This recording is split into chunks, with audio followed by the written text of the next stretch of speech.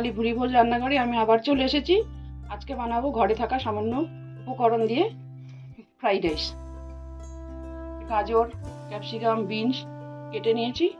চলুন এবার তাহলে রান্নাটা বসাই। কড়াটা গরম হয়ে গেছে, এবার আমি সাদা তেল দিয়ে দেব আর একটু ঘি দিয়ে দেব। লবঙ্গ, দারচিনি আর এলাচ আমি ফোড়নে দিয়ে দেব। গাজরটা শক্ত, তাই গাজরটা আগে ভেজে নেব।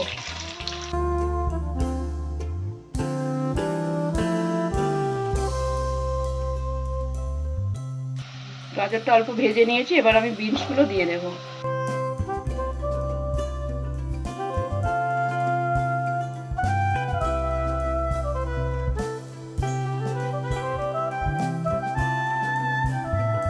দেখুন বন্ধুরা, সবজিগুলো আমার একটু ভাজা ভাজা হয়ে গেছে, কালারটা কি সুন্দর আছে। আমি সামান্য একটু নুন দেব। কাজু কিশমিশটা ভেজে নেব।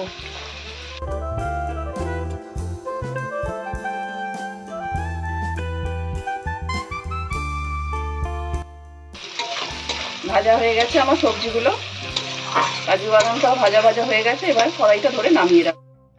জলটা গরম হয়ে গেছে, টকবক করে ফুটছে। এই ফুটন্ত জলেই আমি একটু লবণ দিয়ে দেবো। দেবো একটুখানি সাদা তেল, দেবো দুটো তেজপাতা, দুটো এলাচ আর একটু দারচিনি। ভিজিয়ে রাখা চালটা আমি দিয়ে দেবো।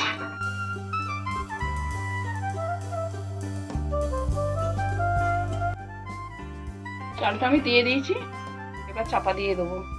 পুরোপুরি সিদ্ধ করবো না, অল্প কাঁচা থাকতে আমি রাইসটা নামিয়ে নেবো। ভাতটা মোটামুটি হয়ে গেছে, আমি এর মধ্যে একটুখানি কড়াইশুঁটি দিয়ে দেবো। দিয়ে আর 1 মিনিট মতো ফুটিয়ে নেবো, নিয়ে এটা নামিয়ে নেবো।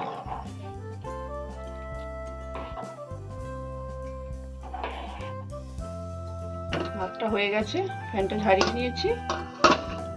এবার আমি ওপর থেকে একটু লবণ দিয়ে দেবো, চিনি দিয়ে দেবো,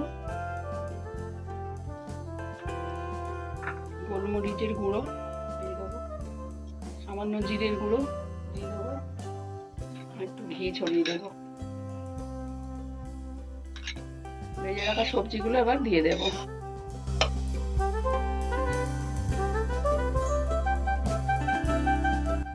দেখুন বন্ধুরা, আমার ফ্রাইড রাইস একদম রেডি।